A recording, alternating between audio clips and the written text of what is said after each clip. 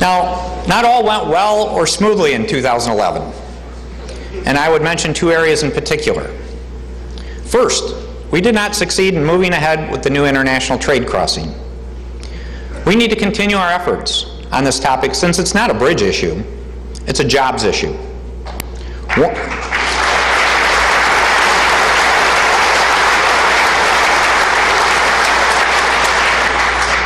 One-third of the North American economy can be found by circling Chicago to Montreal. We're right in the middle. Let's not let special interests hold back a great opportunity for job creation, especially since this project can be done without any Michigan taxpayer dollars.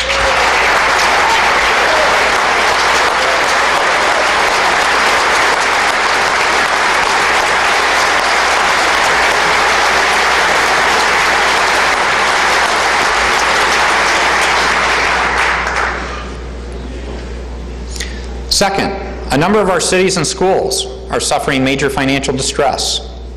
This problem is not a new one, but it's an important topic that we should fully address in 2012. When I came into office, we had 6 cities or school districts under emergency financial management. Last year, 1 more joined the list. Now, there's a lot of speculation as to why jurisdictions got in trouble. The overriding common feature is that they've lost population without a corresponding right-sizing of their cost structure. But the long-term answer is not simply about cutting costs. It is how to create a financially solid foundation so that growth can occur again.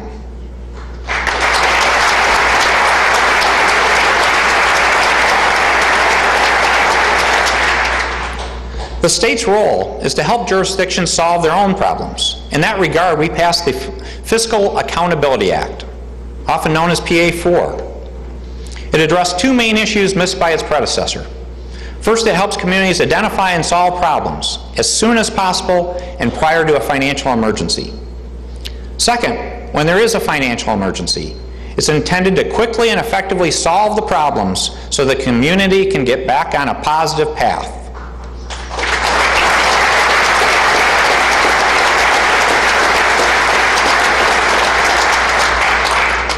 Some people may wonder what we're talking about when the term financial emergency is used.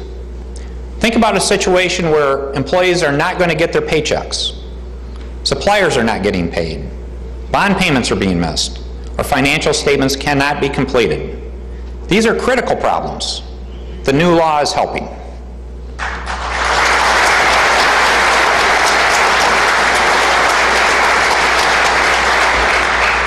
And tonight, I want to let any jurisdiction that's struggling with its finances to know we are committed at the state level to be a supportive partner to help you resolve your challenges. And tonight, I would like to recognize Mayor Bing for being with us tonight. Mayor Bing, if you'd stand up.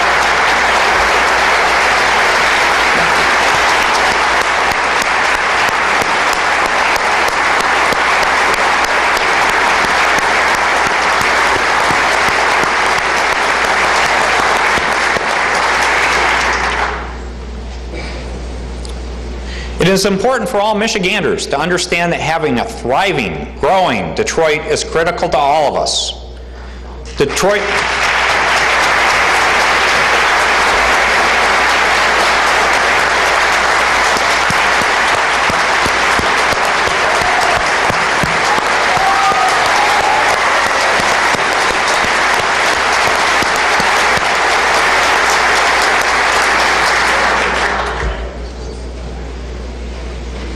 Detroit has many exciting developments going on, and resolving the city's financial challenges would clear the path to a bright future.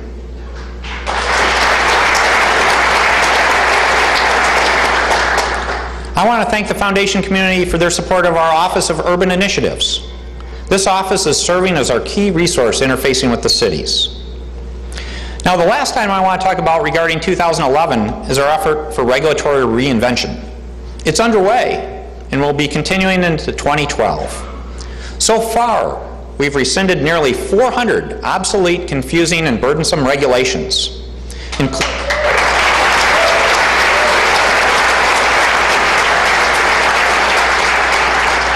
We need a regulatory environment that is conducive to business growth and job creation while making sure we are properly protecting our citizens.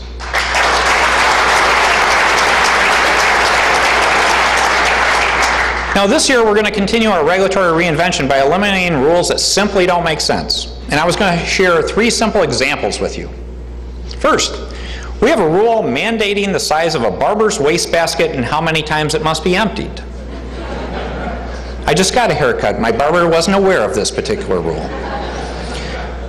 Second, we have a rule requiring child care providers to smile.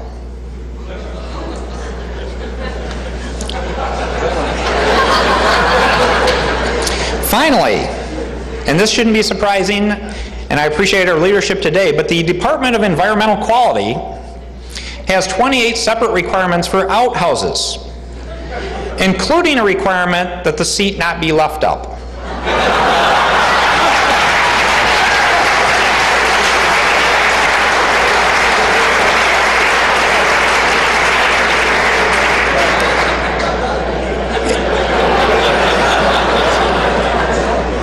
I don't know about you, but I have a higher authority at home. I don't need the state telling me that.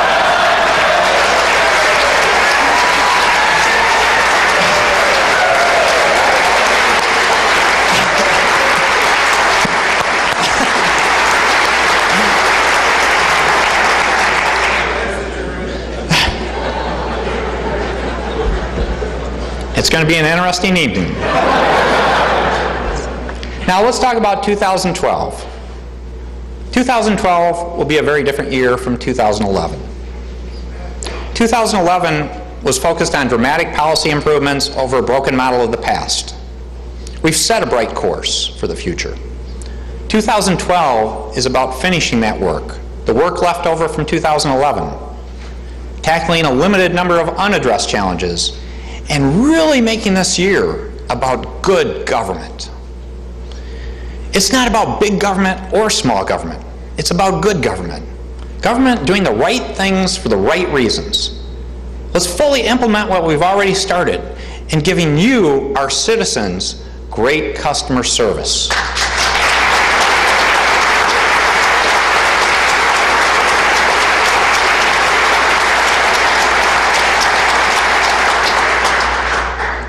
I am going to do a special message in March. It will be on the topic of public safety. We need to improve. As I mentioned earlier, we have 4 of the top most violent cities in the United States. This message will have 3 key components: an increase in law enforcement, major improvements on how our criminal justice system operates, and a jobs component. It will focus on the places of greatest need. Second, in the fall, I'll give a special message on energy and the environment. We need to be more strategic by focusing on the intersection of job creation, affordability, science, and sustainability. We need to continue Michigan's leadership in protecting the Great Lakes, one of the world's greatest natural assets.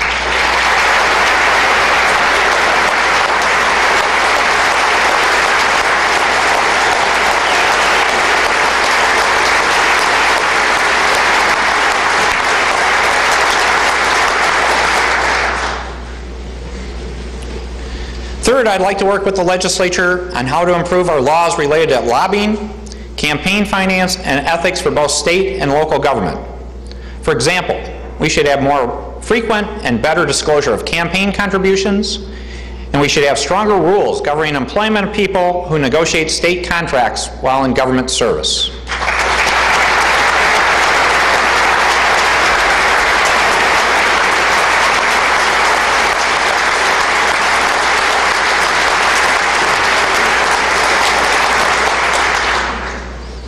On the implementation of good government, we'll have efforts on 2 levels.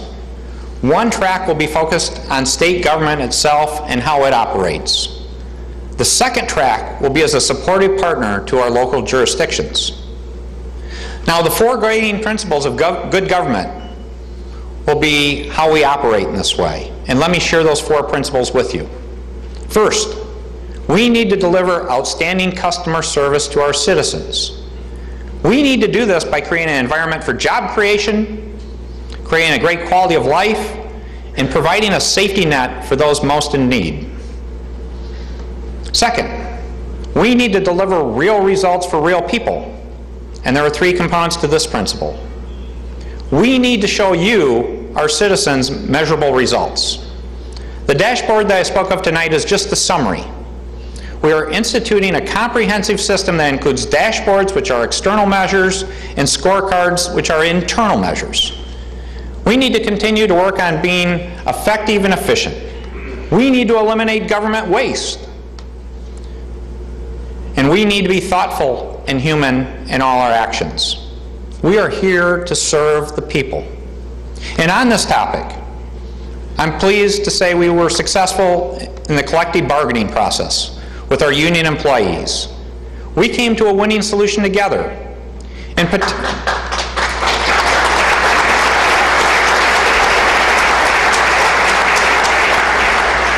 particular, I'm looking forward to our joint effort to better empower our hardworking state employees while delivering better customer service to our citizens.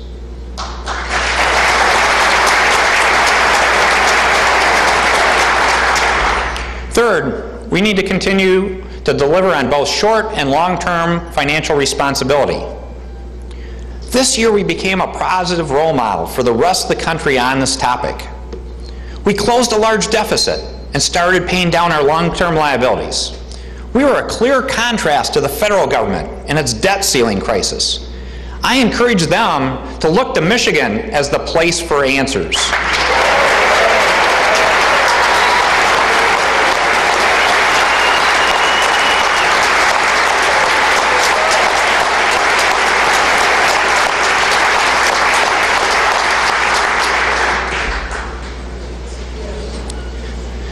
I encourage the legislature to work together on a repeat performance of prompt and sound budgeting.